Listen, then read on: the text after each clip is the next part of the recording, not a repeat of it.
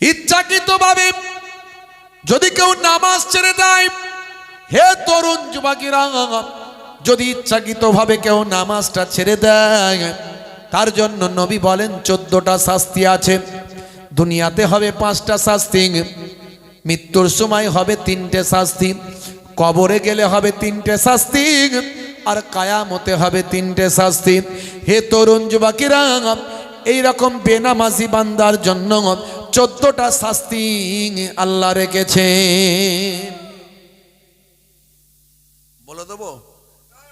বলে দেবো সবাই? হ্যাঁ হ্যাঁ হ্যাঁ, একটুখানি আমাদের পরিবর্তন হতে হবে, মনের ভিতরে একটি ইফেক্ট তৈরি হবে। হে তরুণ যুবকেরা, আল্লাহর নবী বলেন দুনিয়ার জমিনে তার জন্য 5টি শাস্তি, দুনিয়াতে তার 5টি শাস্তি হবে। তার মধ্যে একটা হলো বেনামাজি বান্দার চেহারার মধ্যে কোনো নূর থাকবে না, জ্যোতি থাকবে না, আল্লাহওয়ালা মানুষের পরিচয় তার চেহারার মধ্যে থাকবে না। এটা হলো 1 নাম্বার। 2 নাম্বার হলো তা বেনামাজি বান্দার রুজিতে কোনো বরকত হবে না, রুজি রোজগারে কোনো বরকত হবে না, শুধু বলবে নাই নাই, এত ইনকাম করছি দেখতে পাই না, কোনটা দিয়ে টাকা চলে যাচ্ছে বুঝতে পারি না, রুজিতে কোনো বরকত হবে না। 3 নাম্বার হলো বেনামাজি বান্দা কোনো ভালো কাজ করলে ভালো কাজের সওয়াব পাবে না। 4 নাম্বার হলো বেনামাজি বান্দা দোয়া চাইলে সেই দোয়া আল্লাহর দরবারে কবুল হবে না। 5 নাম্বার হলো বেনামাজি বান্দার জন্য যত বড় আল্লাহর ওলি দোয়া চাক, সে আল্লাহর ওলির দোয়াটাও বেনামাজি বান্দার জন্য আমার আল্লাহ কবুল করবে না। এই হলো 5টা বেনামাজি বান্দার দুনিয়ায় শাস্তি হলো 5টা। মৃত্যুর সময় বেনামাজি বান্দার শাস্তি হবে 3টে। হে তরুণ যুবকেরা, 1 নাম্বার হলো বেনামাজি বান্দার মৃত্যুটা হবে অত্যন্ত অপমানের সঙ্গে, অত্যন্ত জিল্লাতের সঙ্গে, অসম্মানের সঙ্গে তার মৃত্যুটা হবে। এটা হলো 1 নাম্বার। 2 নাম্বার, মৃত্যুর সময় তার এতটা ক্ষুধা লাগবে, মনে হবে সব খাবার আমি খেয়ে নেব, কিন্তু কোনো খাবার তার পেটেতে ঢুকবে না। আর 3 নাম্বার হলো মৃত্যুর সময় এতটা তার পিপাসা লাগবে, মনে হবে সব পানি আমি খেয়ে নেব, কিন্তু মুখে পানি দিলে পানি পেটে ঢুকবে না। 3টে শাস্তি। হে তরুণ যুবকেরা, কবরে দেওয়ার পরে 3টে শাস্তি হবে বেনামাজি বান্দার।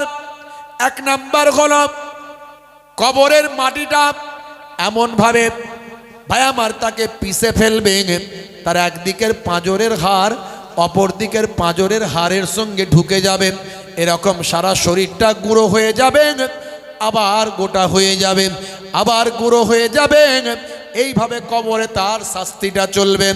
2 নাম্বার শাস্তি কবরে হবে, সেটা হলো তার কবরে একটা ভয়ঙ্কর সাপ আমার আল্লাহ নিয়োগ করে দেবেন। হে তরুণ যুবকেরা, সেই সাপটার নাম হলো সুজা আকরাম। এই সাপটা দুনিয়ার জমিনে যদি একবার নিঃশ্বাস ফেলতো, কায়ামত পর্যন্ত সেখানে আর ঘাস আর জন্ম হতো না। এই ভয়ঙ্কর সাপটাকে কবরে দংশন করতে থাকবে। 3 নাম্বার হলো কবরের ভিতরটা তার আগুনের টুকরা হয়ে যাবে। বলবে হুজুর, মাঝে মাঝে আমরা কবরস্থানে যাই, কই কবর ভাঙা কবর তো দেখি, কিছুই বুঝতে পারি না, না সাপ দেখতে পাই, না আগুন, আর না ওই রকম কবর পিষে পিষে ফেলছে, কিছুই বুঝতে পারি না। আপনার উত্তরটা আমি দিচ্ছি। কীরকম? আপনি ঘুমিয়ে আছেন, সবাই জেগে আছে, আপনি কিন্তু ঘুমাচ্ছেন। ঘুমের মধ্যে আপনি স্বপ্ন দেখছেন, রাস্তায় গাড়ি নিয়ে যাচ্ছেন, যেতে যেতে গাড়ি অ্যাক্সিডেন্ট হলো, সারা শরীরটা রক্তাক্ত হয়ে গেছে, আপনি চিৎকার করছেন বাঁচাও বাঁচাও, সারা শরীর দিয়ে রক্ত ঝরে পড়ছে, আপনি কত কষ্ট পাচ্ছেন। হঠাৎ করে আপনার ঘুমটা যখন ভেঙে গেল, আপনি ঘেমে গেছেন, আপনি কষ্ট পেয়েছেন। এই যে কষ্টটা ঘুমের মধ্যে আপনি পেয়েছেন, বাকি যারা জেগে আছে তারা কি কেউ বুঝতে পেরেছে? আপনি কিন্তু কষ্ট অনুভব করেছেন। এই যারা কবরে পড়ে আছে তাদের শাস্তিটা এরকম হবে, তারা অনুভব করবে, পৃথিবীর কোনো মানুষ বুঝতে পারবে না। উদাহরণটা আপনাদের দিলাম কিরকম শাস্তি হবে। ভাইরা আমার, কিয়ামতের দিনে তিনটে শাস্তি হবে। এক নাম্বার হলো আমার আল্লাহ বেনামাজি বান্দার দিকে রহমতের দৃষ্টিতে তাকাবেন না। সকলের প্রতি আমার আল্লাহ রহমতের দৃষ্টি থাকবে, কিন্তু বেনামাজি বান্দার দিকে রহমতের দৃষ্টিতে আমার আল্লাহ দেখবেন না। এটা হলো এক নাম্বার। দুই নাম্বার হলো বেনামাজি বান্দার আমল নামা পেছন দিক থেকে ঘুরিয়ে বাম হাতে দেওয়া হবে, এটা তার জন্য চরম অপমান। এই শাস্তিটাও আমার আল্লাহর পক্ষ থেকে হবে। আর তিন নাম্বার শাস্তিটা হলো তাকে বেইজ্জতির সঙ্গে টানতে টানতে ফারিস্তারা জাহান্নামায় ঢুকিয়ে দেবে। এই হলো 14টা শাস্তি। ভাইরা আমার, আজ থেকে প্রতিজ্ঞা করুন নামাজ ছাড়বেন না। সব আলোচনার মূল জিস্ট, আল্লাহর সবচেয়ে বড় নির্দেশ হলো নামাজ। এই দুনিয়াগুলো তোমাদের জন্য ক্ষণস্থায়ী, পরকালটা হলো তোমাদের জন্য চিরস্থায়ী। ওরে বান্দা, শুনে রেখে দাও, এই দুনিয়ায় তুমি দুনিয়ার মোহে পড়েছ, দুনিয়ার লোভ লালসার মধ্যে তুমি নিমজ্জিত হয়েছো বান্দা। ও বান্দা, তুমি একবার ভেবে দেখো কত মানুষের তোমার চোখের সামনে কত মানুষ মারা গিয়েছে, কত মানুষকে তুমি দাফন করেছ, কত মানুষের তুমি কাফন পড়তে দেখেছ, কত মানুষের জানাজায় তুমি অংশ নিয়েছ। ওরে বান্দা, তুমি একবার চিন্তা করে দেখো। আমার আল্লাহ বলছেন, বান্দারে, এই দুনিয়া হলো ক্ষণস্থায়ী, পরকাল হলো চিরস্থায়ী। কুল্লু নাফসিন যায়কাতুল মাউত, প্রত্যেক প্রাণী মাত্রই মৃত্যুর আস্বাদ গ্রহণ করবে। ওরে বান্দা, মৃত্যুকে ভুলে যেও না। আল্লাহ বলছেন, বান্দারে, হে দুনিয়ার মানুষ শোনো, আমি আল্লাহ তোমাকে কত নিয়ামতটা দিয়েছি, একবার তুমি চিন্তা করো। তোমার কি মনে হলো না আল্লাহর ইবাদত করতে হবে, আল্লাহর পথে চলতে হবে, আল্লাহর নির্দেশনাগুলো মানতে হবে? একবারও কি তোমার মনে হলো না? আমার আল্লাহ আপনাকে আমাকে মনে করিয়ে দেন, ওরে বান্দা শুনে রেখে দাও, আমি তোমাকে কত নিয়ামত দিয়েছি, তুমি একবার চিন্তা করে দেখো। এই পৃথিবীকে আমি আল্লাহ তোমাদের জন্য জমিনকে বিছানা বানিয়ে দিয়েছি, আকাশকে ছাদ বানিয়ে দিয়েছি, তোমাদের রুজি রুটির জন্য আমি আল্লাহ দিন বানিয়েছি, আর তোমাদের বিশ্রামের জন্য আমি আল্লাহ তোমাদের জন্য রাত বানিয়েছি, রাতকে তোমাদের জন্য আমি আল্লাহ পোশাক করে দিয়েছি। ওয়াজা আল্লাহ লাইলা লিবাসা। হে তরুণ যুবকেরা, আল্লাহ বলেন, বান্দারে, হে দুনিয়ার মানুষ শোনো, শুধু তাই নয়, আমি আল্লাহ তোমাদেরকে জোড়ায় জোড়ায় সৃষ্টি করেছি। আমার আল্লাহ কোরআন মাজিদের ভিতরে সুন্দর করে বললেন, হে দুনিয়ার মানুষ শোনো, ওয়া খালাকনাকুম আজওয়াজা। বান্দারা আমার শুনে রেখে দাও, আমি আল্লাহ তোমাদেরকে জোড়ায় জোড়ায় সৃষ্টি করেছি, এক কাতরা নাপাক পানি থেকে সৃষ্টি করেছি। খলাকাল ইনসানা মিন আলাক, এক কাতরা নাপাক পানি মাতৃগর্ভের ভিতর পড়ে থেকেছে, সেই এক কাতরা নাপাক পানি থেকে আমি আল্লাহ জমাট বাঁধা রক্তপিণ্ডতে পরিণত করেছি। হে দুনিয়ার মানুষ শোনো, সুম্মা কানা আলাকাতান ফাখলাকা ফাসাওয়া, আমি আল্লাহ জমাট বাঁধা রক্তপিণ্ডতে পরিণত করলাম, আবার সেই জমাট বাঁধা রক্তপিণ্ডটাকে আমি আল্লাহ গোস্তের টুকরোতে কনভার্ট করলাম, সেই গোস্তের টুকরো থেকে আমি আল্লাহ একটা সুন্দর দেহ তৈরি করলাম। পঞ্চ ইন্দ্রিয় নাসিকা কর্ণ জিহ্বা ত্বক মুখ হাত চোখ পা দিয়ে আমি আল্লাহ সুন্দর একটা মানব সৃষ্টি করলাম। ভাইরা আমার, মেডিকেল সায়েন্স বলছে, ডাক্তারেরা বলছে, যত প্রাণের সঞ্চার হয়েছে, যত প্রাণের সঞ্চার হয়েছে সব পানি থেকে তৈরি হয়েছে। মেডিকেল সায়েন্স বলছে, ডাক্তারেরা বলছে যত প্রাণের সঞ্চার হয়েছে পৃথিবীতে, যাদের প্রাণ আছে তারা সব পানি থেকে সৃষ্টি হয়েছে। আজকের গবেষণায় মেডিকেল সায়েন্স যেটা বলল, 1450 বছর আগে আল্লাহর কোরআনের সঙ্গে মেডিকেল সায়েন্সের কথাটা মিলে গেল। পৃথিবীর মানুষ অবাক হয়ে যায়। ডাক্তারেরা যখন বলছে যাদের প্রাণ আছে তাদের জন্ম হয়েছে পানি থেকে, হে তরুণ যুবকেরা, আমার কথা কি বোঝা যাচ্ছে? ইকোটা বেশি হয়ে গেছে। আমি মাইকম্যান ভাইকে বললাম যে ইকোটা কমিয়ে দেন। কোথায় গেল মাইকম্যান? ঘুমাতে গেল নাকি? মাইকম্যান ভাই একটু থাকলে আসবেন ভাই। এই ইকোটা বেশি হয়ে গেছে, আমার তো নিজেরই অসুবিধা ফিল হচ্ছে। এতটা ইকো তো লাগবে না। আপনি যদি বেস দেয়া থাকে বেসটাকে একবারে কেটে দেন। কাটা আছে পুরো, ইকোটা হালকা করেন। বেসটা যেন আমার মনে হচ্ছে না কিছুটা আছে। মাশাআল্লাহ, দরুদ শরীফ আল্লাহুম্মা থাক, এটা থাক, ছেড়ে দেন, ছেড়ে দেন। সাল্লি আলা, একটুখানি বসেন, আমি গ্রিন সিগন্যাল দিলে তবে আপনি যাবেন। ঘুম পাচ্ছে? চা দিতে বলবো? মশলা তো চালিয়ে দিয়েছেন। দরুদ শরীফ আল্লাহুম্মা সাল্লি আলা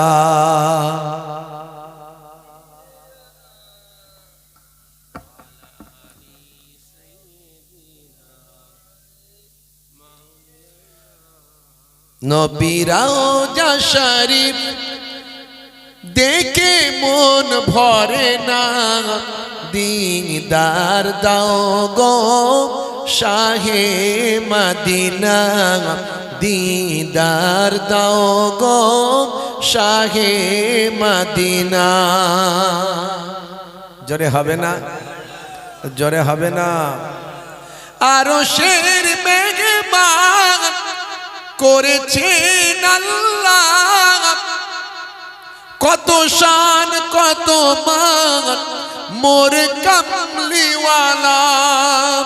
ও গো মদিনাওয়ালা, ও গো মদিনাওয়ালা, করো করুণা, দিদার দাও গো শাহে মদিনা, দিদার দাও গো শাহে মদিনা। আল্লাহুম্মা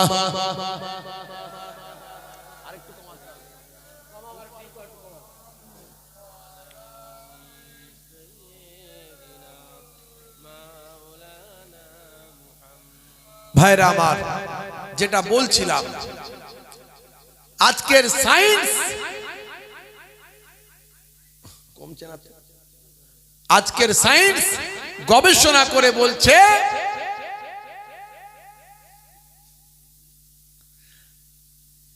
আপনি চালান তো নাকি বুঝতে পারছি না কেন আমরা। ভাইরা আমার, একবারে শেষ হয়ে গেছে। আজকের সায়েন্স যেটা বলছে, গবেষণা করে আজকের সায়েন্স যেটা বলছে, আচ্ছা দেন থাক, 1450 বছর আগে আল্লাহর কোরআন মাজিদের সঙ্গে মিলে যাচ্ছে। জোরে বলুন সুবহানাল্লাহ।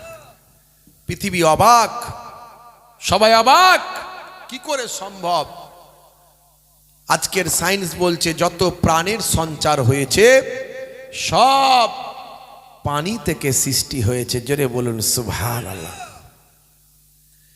হে তরুণ যুবকেরা, আজকের সায়েন্স যেটা বলছে, কোরআনের গবেষকরা বলছেন শোনো, 1450 বছর আগে আমার আল্লাহ কোরআন মাজিদের ভিতরে এই কথাটা লিপিবদ্ধ করে দিয়েছেন। সায়েন্স বলেন, বিজ্ঞানীরা বলেন, স্বাস্থ্য বিশেষজ্ঞরা বলে এটা কেমন করে সম্ভব? 1450 বছর আগে মানুষ কেমন করে জানলো? সেই সময়তে তো কোনো প্যাথোলজি ছিল না, স্টেথিস্কোপ, ব্যারোমিটার, থার্মোমিটার ছিল না। আল্ট্রাসাউন্ড ইকোকার্ডিওগ্রাফি মেশিন ছিল না, কোনো রকম যন্ত্রপাতি ছিল না। অথচ 1450 বছর আগে কেমন করে কোরআন জানতে পারল? কোরআনের গবেষকরা বলেন বিশ্ব ব্রহ্মাণ্ড যিনি সৃষ্টি করেছেন সেই মহান আল্লাহ কোরআন মাজিদ নাজিল করেছেন। তাই তিনি কোরআন মাজিদের ভিতরে সৃষ্টি রহস্যের সব কিছু লিপিবদ্ধ করেছেন। হে তরুণ যুবকেরা, স্বাস্থ্য বিশেষজ্ঞরা বলেন কোরআনে কোথায় লেখা আছে সেই সময় দেখা যায় কোরআনের বিশেষজ্ঞরা বলেন তবে শোনো, কোরআন মাজিদের একটা সূরা আছে, সূরাটার নাম হলো সূরা আম্বিয়া। এই সূরা আম্বিয়া যদি আপনি পড়েন, সূরা আম্বিয়ার 30 নম্বর আয়াতে আপনি যাবেন, শেষের দিকে আপনি গেলে দেখতে পাবেন আমার আল্লাহ কোরআন মাজিদের ভিতর লিপিবদ্ধ করেছেন ওয়াজআলনা মিনাল মাই কুল্লা শাইইন হাইয়িন আফালা ইউমিনুন। আল্লাহ বলছেন আমি পানি থেকে সৃষ্টি করেছি প্রত্যেক প্রাণ আছে এমন জিনিসকে, যাদের প্রাণ আছে এমন প্রত্যেক জিনিসকে আমি আল্লাহ তাআলা পানি থেকে সৃষ্টি করেছি। 1450 বছর আগের কথাগুলো আজকের যুগের বিজ্ঞান আর বাস্তবতায় পরিণত হয়। হে তরুণ যুবকেরা, হে আমার বন্ধুরা, হে আমার মুরব্বিয়ানেরা, শুনে রেখে দিন বাবা, জেনে রেখে দেন।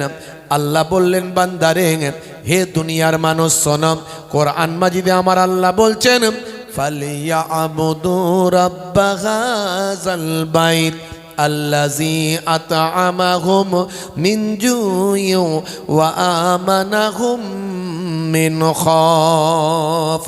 তোমাদের উচিত এই কাবা ঘরের যিনি মালিক আমি আল্লাহ আমার ইবাদত করা, কারণ ক্ষুধা লাগলে আমি আল্লাহ তোমাদের খাওয়াই, আর যখন তোমরা ভয় পাও ভীত হও আমি আল্লাহ তোমাদের ভয়টা দূর করে দিতাই। ক্ষুধা লাগলে কে খাওয়ায়? জোরে বলেন, ক্ষুধা লাগলে কে খাওয়ায়? একজন বলছে হুজুর বউ খাওয়াই। কি করে? বলে হুজুর ক্ষুধা লাগলে বউই তো রান্না করে দেয়। এই কথা ঠিক আছে, কিন্তু গলায় যদি ক্যান্সার হয়, খাদ্যনালীতে যদি টিউমার হয়, আর পেটে যদি আলসার হয়, খাবারটা কেমন করে পেটের ভিতর যাবে ভাই? বলে কথা ঠিক। আল্লাহ বলছেন বান্দারে, এই যে তোমার পেটের ভিতর পর্যন্ত খাবারটা যায়, এই হজম শক্তিটা হয়, এরই জন্য আমার আল্লাহ বলেন ক্ষুধা লাগলে আমি আল্লাহ তোমাদের খাওয়াই। ভাইরা আমার, তরুণ যুবকেরা আমার, মুরব্বিয়ানেরা আমার, আল্লাহ বলছেন বান্দা এত নিয়ামত তোমাদের দিলাম, সব কিছু তোমাদের দান করলাম, কত নিয়ামত তোমাদের দিলাম, দিয়ে আমি কি তোমাদের কাছে কিছু চাইবো না? কি বলেন? আল্লাহ আমাদেরকে এত কিছু দিয়েছেন, দিয়ে কি কিছু চাইতে পারেন না? নিশ্চয় চাইতে পারেন। আপনি একবার কল্পনা করুন, এই যে বাতাস থেকে আমরা অক্সিজেন নিচ্ছি, এই বাতাসে সবচেয়ে বেশি যে গ্যাসটা আছে সেই গ্যাসটার নাম হলো নাইট্রোজেন। যারা সায়েন্সের ছেলেপুলে আছে তাদের জিজ্ঞাসা করবেন, তারা জানে বাতাসে প্রায় আপনার 75-77% আছে নাইট্রোজেন, সবচেয়ে বেশি আছে নাইট্রোজেন। এছাড়া বাতাসে আরো অনেক গ্যাস আছে, কার্বন ডাই অক্সাইড আছে, অক্সিজেন আছে, হিলিয়াম আছে, আরো অনেক গ্যাস আছে, ছোটবেলায় পড়েছিলাম, বুঝতে পারছি। কিন্তু সবচেয়ে বেশি গ্যাস হচ্ছে নাইট্রোজেন গ্যাস আছে। ওই নাইট্রোজেন গ্যাসটা যদি আমাদের শরীরে ঢুকতো আমরা মারা যেতাম, আমরা সুস্থ থাকতে পারতাম না। কিন্তু আমার আল্লাহ কুদরতি ক্ষমতায় আমাদের ভিতরে এমন ফিল্টার দিয়েছেন, আমরা নাইট্রোজেন গ্যাসটাকে নিচ্ছি না, বরং সেখান থেকে আমরা ফিল্টার করে বাছাই করে অক্সিজেনটা পেটের ভিতর ঢোকাচ্ছি। জোরে বলুন সুবহান। কত বড় নিয়ামত আল্লাহ দান করেছেন আমাদের। একবার কল্পনা করে দেখুন, আমাদের যে জিহবা, এই জিহবাকে আমার আল্লাহ 3টে ভাগে ভাগ করে দিয়েছে। যেখানে আপনি মিষ্টির টেস্ট পান সেখানে আপনি টকের টেস্ট পাবেন না, যেখানে টকের টেস্ট পান সেখানে আপনি ঝালের টেস্ট পাবেন না। হে তরুণ যুবকেরা, আমার আল্লাহ কুদরতি ক্ষমতা আপনার প্রত্যেকটা শরীরের অঙ্গ প্রত্যঙ্গকে আমার আল্লাহ গুরুত্বপূর্ণ করে দিয়েছেন। একবার আপনি আপনার শরীরের অঙ্গ প্রত্যঙ্গগুলো নিয়ে একবার গবেষণা করুন। আল্লাহ বলছেন, হে দুনিয়ার মানুষ, হে দুনিয়ার প্রাণজীব সম্প্রদায়, মানুষ্য সম্প্রদায়, আমি আল্লাহ তোমাকে সৃষ্টির মধ্যে সর্বাপেক্ষা সবচেয়ে সুন্দর করেছি। খলাকাল ইনসানা মিন আলাক, আমার আল্লাহ এক কাতরা নাপাক পানি থেকে সৃষ্টি করেছেন বলেছেন। অন্য জায়গায় আল্লাহ বলছেন, হে দুনিয়ার মানুষ শুনে রেখে দাও, হে তরুণ যুবকেরা, লাকাদ খালাকনাল ইনসানা ফি আহসানি তাকবীম। হে তরুণ যুবকেরা, আল্লাহ বলছেন শোনো, নিশ্চয় আমি আল্লাহ মানুষকে সর্বাপেক্ষা সুন্দর করেছি। পৃথিবীতে যত জীব আছে, প্রাণী আছে, সবচেয়ে বেশি সুন্দর আমার আল্লাহ মানুষকে দান করেছেন। যেখানে চোখটা দেওয়া দরকার সেখানে দিয়েছেন, যেখানে গোঁপটা দেওয়া দরকার সেখানে দিয়েছেন। যদি গোঁপটা ভাই আমার চোখের ওপরে হতো, আর যদি মুখটা মাথার ওপরে হতো, আপনার শরীরটা কেমন হতো একবার ভাবুন। আল্লাহ বলছেন, মানুষকে আমি আল্লাহ সর্বাপেক্ষা সুন্দর করেছি। এত কিছু নিয়ামত আমার আল্লাহ মানুষকে দান করলেন। সেই মানুষকে এত কিছু দেওয়ার পরে আমার আল্লাহ মানুষের কাছে একটা জিনিস দাবি করলেন, বান্দারে শুনে রেখে দেন, মা খলাকতুল জিন্না ওয়াল ইনসা ইল্লা লিয়াবুদুন। বান্দা, এত কিছু দিয়েছি, তার বিনিময়ে একটা জিনিস চেয়েছি, সেটা হলো তুমি আমার ইবাদত করবে। জোরে বলুন সুবহানাল্লাহ। জিন এবং ইনসানকে আমি ইবাদত ছাড়া অন্য কোনো উদ্দেশ্যে সৃষ্টি করিনি। তাই আমার সৃষ্টি করার পেছনে উদ্দেশ্য হলো তারা আমার ইবাদত করবে। ইবাদত মানে আমরা মনে করি নামাজ, আমরা জানি রোজা, আমরা জানি হজ যাকাত। হে তরুণ যুবকেরা, হে আমার মুরব্বিয়ানেরা, শুনে রেখে দিন বাবা, জেনে রেখে দেন, ইবাদত মানে আমরা নামাজ, রোজা, হজ যাকাত মনে করি। কিন্তু মনে রাখবেন হে তরুণ যুবকেরা, এগুলো আপনার বড় বড় ইবাদত, কিন্তু এই ইবাদতগুলোকে গার্ড করার জন্য আপনার ঘুম থেকে ওঠা থেকে ঘুমাতে যাওয়া পর্যন্ত আরও যা কিছু করেন সবই আপনার মধ্যে থাকবে ইবাদত, সবের মধ্যে হবে ইবাদত।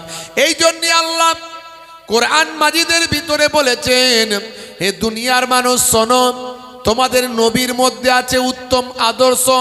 লাকাদ কানা লাকুম ফি রাসূলিল্লাহি উসওয়াতুন হাসানা, তোমাদের নবীর মধ্যে আছে উত্তম আদর্শ, তোমরা তোমাদের নবীর আদর্শ ফলো করো।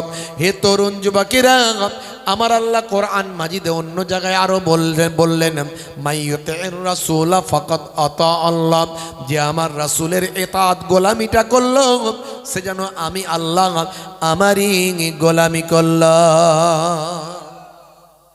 আমার নবী আপনাকে শিখিয়ে দিয়েছেন কেমন ইবাদতটা হবে। ইবাদতটা কেমন হবে? ঘুমাতে যখন যাবেন ডান দিকে কাত হয়ে ঘুমাবেন, পানি যখন খাবেন বসে পানি পান করবেন, ইস্তেঞ্জা যখন করবেন বসে ইস্তেঞ্জা পেচ্ছাপ করবেন, পবিত্রতা অর্জন করবেন। আপনি ছোটদের সঙ্গে স্নেহ করবেন, বড়দের সম্মান করবেন, পিতামাতার সেবা করবেন, স্ত্রীর সঙ্গে ভালো ব্যবহার করবেন। সব নবী আমার বলে দিয়েছেন, খাওয়া, শোয়া, ওঠা, বসা, হাঁটা, চলা, কথা বলা। যখন হাসবেন নবী মুচকে হাসি হেসেছেন, এটাকে বলা হয় তাবাসসুম হাসি। আপনি হাহা করে হাসেন, এই হাসির স্টাইলটা চেঞ্জ করে যদি মুচকে হাসা প্র্যাকটিস করেন, আমার নবী এই হাসিটা হাসতেন বলে হাসছি, আপনার ইবাদতের সওয়াব হবে। জোরে বলুন সুবহানাল্লাহ। সুন্নতের সওয়াব পাবেন। ভাইরা আমার, হে তরুণ যুবকেরা, আপনি যখন রাস্তা দিয়ে যাবেন, রাস্তার ধারে পেরেক পড়ে আছে, কাঁচ ভাঙা পড়ে আছে, পাথর পড়ে আছে, আপনি সরিয়ে দেবেন। মনে রাখবেন আপনার ইবাদতের সওয়াব হবে, সুন্নতের সওয়াব হবে। আপনি যদি কোনো এতিম বাচ্চাকে দেখতে পান, এতিম বাচ্চাকে পাওয়ার পর তার দুঃখ যন্ত্রণা কষ্ট আপনি দূর করে দেবেন। যদি আপনি সেটা না পারেন, অন্তত তার মাথায় একবার স্নেহপূর্ণ ভালোবাসার হাতটা যদি বুলিয়ে দেন, এই একবার হাতটা বোলানোর সঙ্গে সঙ্গে আপনার হাতের তালুতে যতগুলো চুল লাগলো, নবী বলেন ততগুলো নেকি আমার আল্লাহ আপনার নামাজ আমলে দান করে দেবেন। হে তরুণ যুবকেরা, মাঝে মাঝে আপনার পিতামাতার চেহারার দিকে যদি আপনি তাকান, শ্রদ্ধার নজরে আপনি যদি আপনার পিতামাতার চেহারার দিকে তাকান, এটা আমার আব্বা জান, এটা আমার আম্মা জান, শ্রদ্ধার সঙ্গে যদি পিতামাতার চেহারার দিকে তাকান, নবী বলেন ফিকুল্লে নাজারাতিন, প্রত্যেক দৃষ্টির বিনিময়ে আমার আল্লাহ ওই বান্দা বান্দির, ওই সন্তান ছেলে মেয়ের নামাজ আমলে এক একটা কবুল করা নফল হজের সওয়াব দান করবেন। সাহাবী বলেন, ইয়া রাসূলুল্লাহ, হাবিবাল্লাহ, যদি কোনো সন্তান তার পিতামাতার চেহারার দিকে 100 বার তাকায় তাহলে কি হবে? নবী বললেন, ও বাবা সাহাবী শুনে রেখে দাও, আমার আল্লাহর দরবারে কোনো নেকির কোনো অভাব নাই, আমার আল্লাহর দরবারে নেকির কোনো কমি নাই। ওই বান্দার, ওই সন্তান সন্ততির নামাজ আমলের খাতা 100 টাকা কবুল করা নফল হজের সওয়াব দান করবে। আজও দেখবেন বৃদ্ধাশ্রমে মুসলিম সম্প্রদায়ের পিতামাতাকে খুঁজে পাবেন না। তার কারণ কি জানেন? তার কারণ হলো এই যে কোরআনের আলোচনা আছে, বাম মায়ের পায়ের তলায় সন্তানের জান্নাত, এই হুজুররা আলেমরা বলে, আপনার ঘরের ছেলেরা শোনে, তাই বাম্মাকে সম্মান করে। না হলে বুড়ো বুড়ি হয়ে গেলে বাম্মায়ের আর কোনো কাজ নাই, যা বাবা বৃদ্ধাশ্রমে দিয়ে আসি, ওখানে বুড়ো বুড়িদের সঙ্গে থাকুক। কথা ঠিক না ভুল?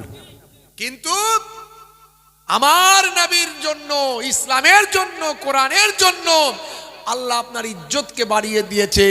বাম্মা যেমন ছোটবেলায় বাচ্চাকে কত কষ্ট করে লালন পালন করেছে, হে যুবকেরা, বাম্মা বুড়ো হয়ে গেলে তাদের আহা অনুভব করতে দিও না, কষ্ট দুঃখ অনুভব করতে দিও না। তোমাদেরকে ছোট থেকে যেমন লালন পালন করে বড় করেছে, বাম্মা বুড়ো বুড়ি হয়ে গেলে তাদের তোমরা দেখভাল করবে সেইভাবে, যাতে করে তারা তোমাদের ছোটবেলায় যেমন দেখভাল করেছে। আমার তরুণ যুবকেরা, আমার এ শিক্ষা ইসলাম দিয়েছে, এ শিক্ষা কোরআন দিয়েছে, এ শিক্ষা আপনার আমার নবী দিয়েছে। সেই কোরআনের শিক্ষা আমরা ভুলে যাই, সেই নবীর শিক্ষা আমরা ভুলে দিয়েছি। বাপ মুসলিম তুমি নামে হলে আজ কামে হলে না ভাই, মুসলিম দেখো অপরাধে লিপ্ত কেন হয়, মুসলিম তুমি কোরআন হাদিস পড়তে জানো না, মুসলিম তুমি মসজিদেতে নামাজে এলে না, মুসলিম তুমি নামে হলে আজ মুসলিম তুমি নামে, মুসলিম এলে ন্যায়ের পথে সমাজ বদলাবে রে, সমাজ বদলাবে। মুসলিম তুমি নামে হলে আজ কামে হলে না ভাই, মুসলিম দেখো অপরাধে লিপ্ত কেন হয়, বোমে বারুদে নেশার তালাই হবে না কারো সাথে, সালাউদ্দিন আর তাগুলের তুমি যে উত্তরসূরি, ব্যঙ্গ কার্টুনে ব্যঙ্গ সিনেমায় নবীর সম্মান কমে না, ব্যঙ্গ কার্টুনে ব্যঙ্গ সিনেমায় নবীর সম্মান কমে না, গুগল সার্চে সেরা মনীষী খুঁজে দেখো না। সেই নবীর আমরা উম্মত, আমাদের প্রতিজ্ঞা করতে হবে, আমরা আমাদের খাওয়া শোয়া চলা ফেরা সব কিছু, আপনি যে পায়ের পোশাকটা পরবেন, এই পোশাকটা যেন পায়ের গিরার নিচে না চলে যায়। 1450 বছর আগে আল্লাহর নবী বলেছেন, মা আসফালা মিনাল কাবাইনি মিনাল ইজারে ফিন্নার। ইচ্ছাকৃতভাবে যদি পায়ের গিরার নিচে যদি পায়ের পোশাকটা পুরুষদের চলে যায়, ওই অংশটা জাহান্নামার আগুনে জ্বলবে ভাই। 1450 বছর আগে আমার নবী জানিয়ে দিয়ে যায়। স্বাস্থ্য বিশেষজ্ঞরা গবেষণা করে বলে দেয় পুরুষদের পায়ের গিরাতে এক ধরনের হরমোন তৈরি হয়। এই হরমোনটা তৈরি হওয়ার জন্য পর্যাপ্ত পরিমাণে আলো বাতাস চাই। এই হরমোনটা তৈরি না হলে পুরুষের পৌরসত্ব আর মানসিক ভারসাম্য নষ্ট হয়। 1450 বছর আগে আমার নবীর কথাকে আজকের বিজ্ঞান বাস্তবতায় প্রমাণিত হয়। নবী যা বলেছেন ঠিক বলেছেন, এটা আজকের স্বাস্থ্য বিশেষজ্ঞরা জানিয়ে দেয়। জেনে বলুন সুবহানাল্লাহ। কথা কটা বলবো, ইসলামে যা বলা হয়েছে সব আজকের যুগে বিজ্ঞান আর বাস্তবতায় প্রমাণিত হয়েছে, সব প্রমাণিত হয়েছে।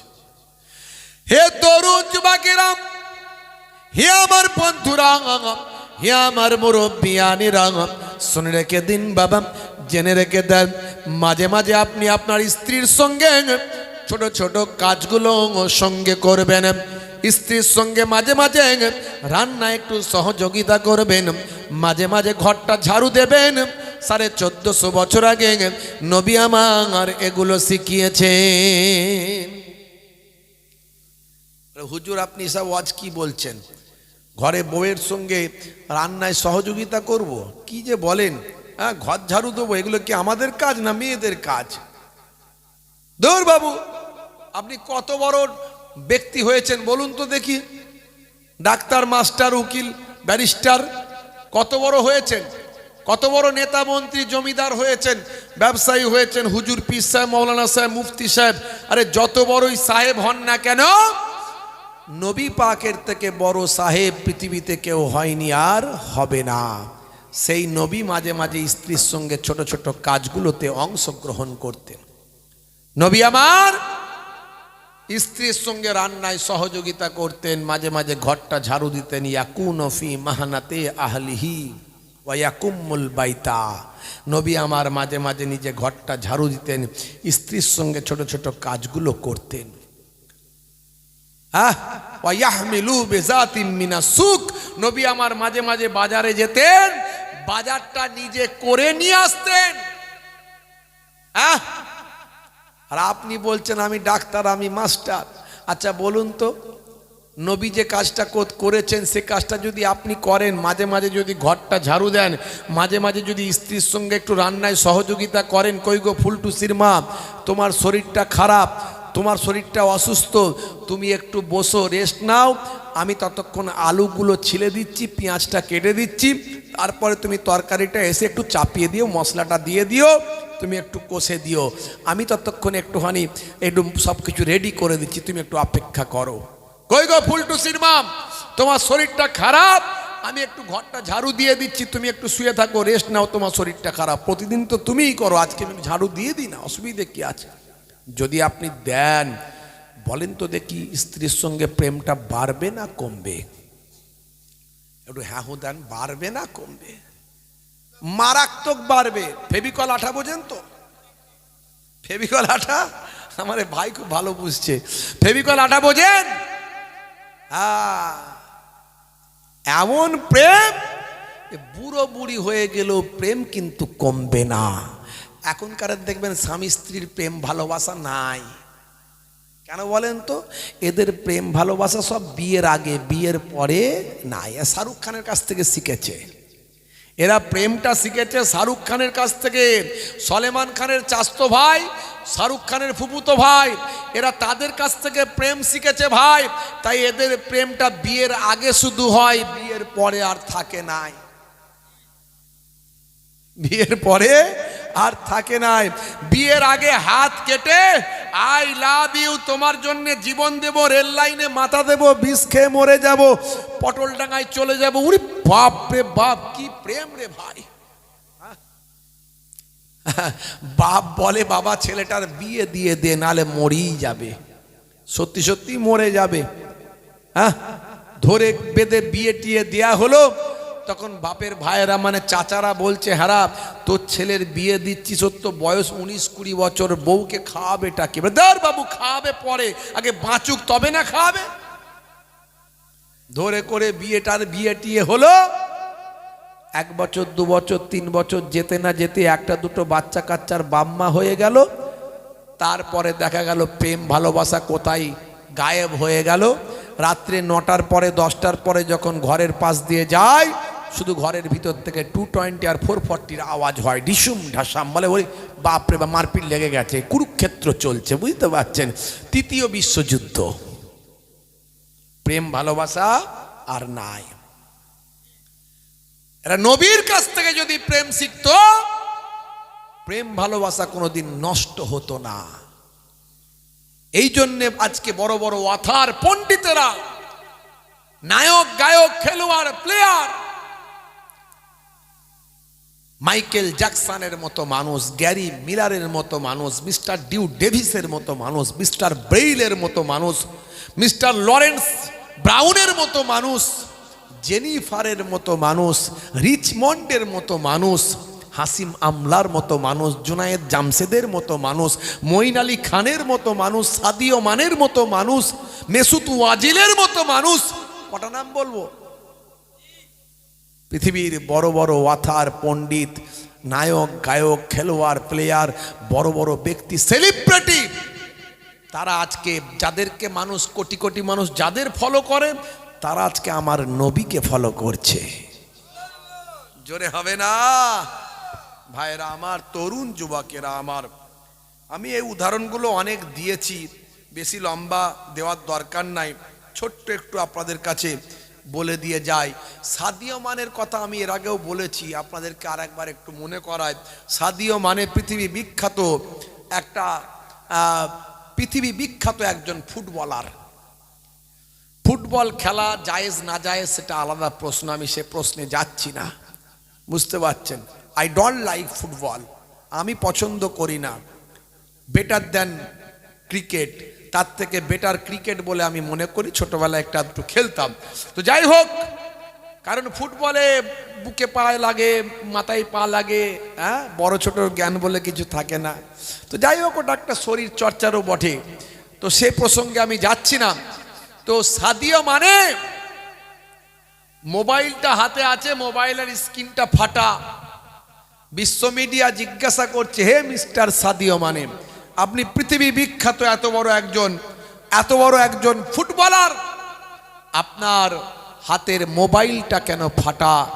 আপনি তো এটা চেঞ্জ করতে পারেন, আপনার লাইফ স্টাইলটা অত্যন্ত নর্মাল, অথচ আপনি প্রতি সপ্তাহে কয়েক কোটি টাকা ইনকাম করেন। তখন মিস্টার সাদিও মানে অশ্রুসিক্ত নয়নে বলেছিলেন, শোনো, হ্যাঁ এটা ঠিক বলেছ, আমি সপ্তাহে কয়েক কোটি টাকা ইনকাম করি, আমার আজকে টাকার কোনো অভাব নাই, কিন্তু শুনে রেখে দাও, আমি একজন ইমাম সাহেবের সন্তান, আফ্রিকার একটা গরিব ছোট্ট দেশ থেকে উঠে এসেছি, দেশটার নাম হলো সেনেগাল। সেই সেনেগালের প্রত্যন্ত এলাকার আমি সন্তান। একটা বয়স পর্যন্ত আমার দেশের মানুষেরা জুতো পায়ে দেওয়ার মতো তাদের পয়সা থাকে না, কিন্তু তারা ফুটবল খেলায় যখন সেনেগাল যখন ফুটবল খেলায় যখন নাম কিনল, ফুটবল খেলায় যখন বিশ্বে তারা অংশগ্রহণ করতে পেরেছিল, তখন তাদের মধ্যে প্রচার হয়ে গেল, তারা বড় আনন্দিত হলো। এই গরিব মানুষগুলোর মুখে হাসি ফুটেছিল। সেদিনে আমি প্রতিজ্ঞা করেছিলাম, আমিও ফুটবল খেলে আমার দেশের মানুষের মুখে হাসিটা ফোটাবো। সেদিন থেকে আমি ফুটবল খেলা শুরু করেছিলাম। আস্তে আস্তে পৃথিবী বিখ্যাত আমি ফুটবলারে পরিণত হলাম, কিন্তু আমি একজন গরিব দেশের গরিব মানুষের আমি সন্তান, সেটা আমি কেমন করে ভুলতে পারি? আমি একজন ইমাম সাহেবের সন্তান, আমি মুসলিম ঘরের সন্তান, আমি আমার লাইফ স্টাইল চেঞ্জ করতে পারি, বেশ কয়েকটা আমি অ্যাপেলের মোবাইল হাতে রাখতে পারি, বেশ কয়েকটা আমি ফেরারি গাড়ি চাপতে পারি, কিন্তু আমি ওগুলোকে আমার জন্য এসেনশিয়াল মনে করছি না, ওগুলোকে আমার জন্য গুরুত্বপূর্ণ মনে করছি না। তার থেকে আমি গুরুত্বপূর্ণ মনে করি আমি আমার দেশের জন্য আমার অর্থটাকে কাজে লাগাই।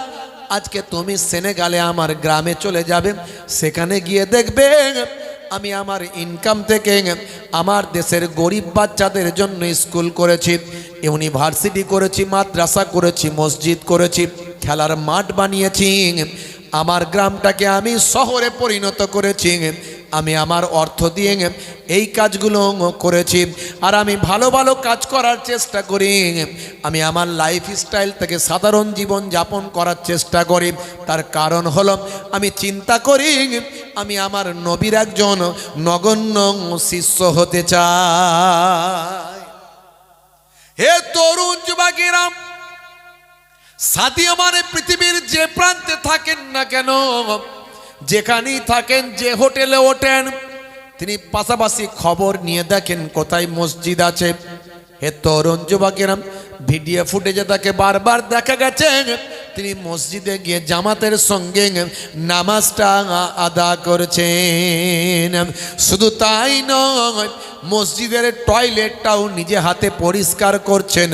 তিনি মানুষের কাছে বার্তা দিয়েছেন, আমি কোনো দুনিয়ার মানুষের টয়লেট পরিষ্কার করছি না, আমি নামাজি বান্দাদের টয়লেটটা পরিষ্কার করছি। ভাবুন একবার, তার এত বড় পৃথিবী বিখ্যাত ব্যক্তি হয়েও তার মধ্যে সামান্য অহংকার গ্রাস করতে পারেনি, না হলে সে মসজিদের টয়লেট পরিষ্কার করে। খলিফায়ে সানি ওমর ফারুক নিজে হাতে মসজিদটা ঝাড়ু দিচ্ছেন, আর আমি আপনি মসজিদে গিয়ে শুধু বড় বড় কথা বলি, মনে করি শুধু ইমাম সাহেবই করবি, ইমাম সাহেবের দায়। আর ইমাম সাহেব একা জান্নাতি হবে নাকি? না, আমরাও জান্নাতি হব। তো মসজিদ যদি আমরা নিজের একটু খেদমত করি, এটা আমাদের জন্য সৌভাগ্য। জোরে বলুন সুবহানাল্লাহ। নামাজি বান্দাদের খেদমত করা হলো, আল্লাহর ঘরের খেদমত করা হলো। ভাইরা আমার, এই আখলাক, এ চরিত্র কোথা থেকে পেল? আমার নবীর কাছ থেকে পেয়েছে। জোরে বলুন সুবহানাল্লাহ। পৃথিবীর শ্রেষ্ঠ মানুষ হয়ে গেছে। হে তরুণ যুবকেরা, হে আমার বন্ধুরা, হে আমার মুরব্বিয়ানেরা, 1911 থেকে 1948 সাল পর্যন্ত হায়দ্রাবাদ এবং বোরার এই দুটো এলাকা যিনি শাসন করতেন, তার নাম হলো মীর ওসমান আলী খান সিদ্দিকী। হায়দ্রাবাদের শেষ নিজাম বলা হতো। হে তরুণীরা, হে আমার বন্ধুরা, হায়দ্রাবাদের শেষ নিজাম তিনি বাবা পৃথিবীর তৎকালীন যুগে কেমন মানুষ ছিলেন তার পরিচয় একটু দিয়ে। সালটা হলো 1937। হে তরুণ যুবকেরা, হে আমার মুরব্বিয়ানেরা, 1937 সালে ভাইরা আমার পৃথিবী বিখ্যাত একটা ম্যাগাজিন, এই ম্যাগাজিনটার নাম হলো দ্য টাইমস ম্যাগাজিন। এই টাইমস ম্যাগাজিন হলো পৃথিবী বিখ্যাত ম্যাগাজিন। এই পৃথিবী বিখ্যাত ম্যাগাজিনে দ্য টাইমস ম্যাগাজিনের কভার পেজে একটা ছবি ছাপানো হলো। ছবিটা ছাপিয়ে দিয়ে তার তলায় ক্যাপশন করে লেখা হলো the richest man in the world, অর্থাৎ এই ব্যক্তি হলেন পৃথিবীর সর্বশ্রেষ্ঠ ধনী মানুষ। যার ছবিটা ছাপানো হয়েছিল তিনি আর অন্য কেউ নন, তিনি হলেন হায়দ্রাবাদের শেষ নিজাম মীর ওসমান আলী খান সিদ্দিকী। কত বড় ধনী মানুষ ছিলেন একবার ভেবে দেখুন। তাহলে ইতিহাসে বলা হয়েছে কয়েকটা সুইমিং পুলের পরিমাণ তার স্বর্ণ অলংকার বিভিন্ন রত্ন ছিল। জোরে বলুন সুবহানাল্লাহ। এত বিশাল ধনী মানুষ, পৃথিবীর সর্বশ্রেষ্ঠ 1 নাম্বার ধনী মানুষ তৎকালীন যুগে, এবং দুটো রাজ্য তিনি শাসন করছেন, হায়দ্রাবাদ এবং বোরার। ওই মানুষটা যখন খাবার খেতেন চেষ্টা করতেন এক ধরনের খাবার খেয়ে পেট ভরাবেন, একসঙ্গে তার আড়ম্বরপূর্ণ জীবনযাপন ছিল না। তিনি এমনভাবে চলাফেরা করতেন যাতে তাকে তার মধ্যে অহমিকা গ্রাস না করে। একসঙ্গে অনেক রকমের তরকারি নিয়ে খাবার নিয়ে তিনি খেতেন না, এক ধরনের খাবার তিনি আহার করতেন। এবং প্রচণ্ড শীতেতেও তিনি সাধারণ মানুষের মতো একটা কম্বল গায়ে দিয়ে রাত কাটাতেন। মাঝে মাঝে নিজের ছেঁড়া জামাগুলো মাঝে মাঝে নিজে সেলাই করে পরতেন। তিনি বলতেন এটা লেগে গিয়ে ছিঁড়ে গেছে, এটা বাতিল করার মতো আমার জামা নয়, এটা কোনো কারণে ছিঁড়ে গিয়েছে, তাই এটা ভালো জামা, এটাকে আমি সেলাই করে পরতে পারি।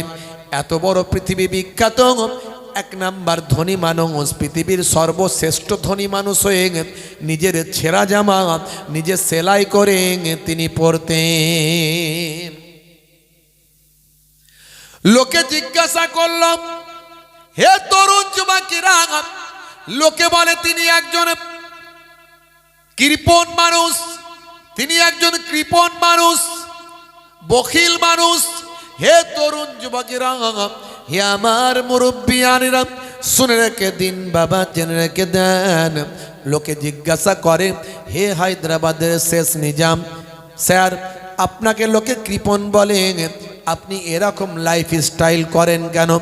আপনার টাকা পয়সার তো কোনো অভাব নাই, আপনার সম্পদের তো কোনো অভাব নাই, কয়েকটা সুইমিং পুল ভর্তি আপনার স্বর্ণ অলংকারে ভর্তি আছে, আপনি এরকম জীবনযাপন কেন করেন?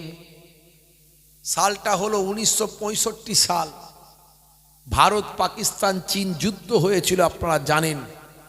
সেই সময় ভারতবর্ষের যিনি প্রধানমন্ত্রী ছিলেন মিস্টার লাল বাহাদুর শাস্ত্রী, তিনি হায়দ্রাবাদের নিজামকে চিঠি লিখলেন, হে হায়দ্রাবাদের নিজাম,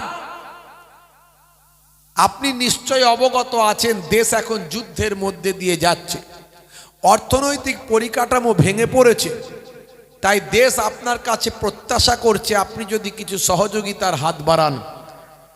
সেই সময় হায়দ্রাবাদের শেষ নিজাম কেমন দেশপ্রেমিক ছিলেন?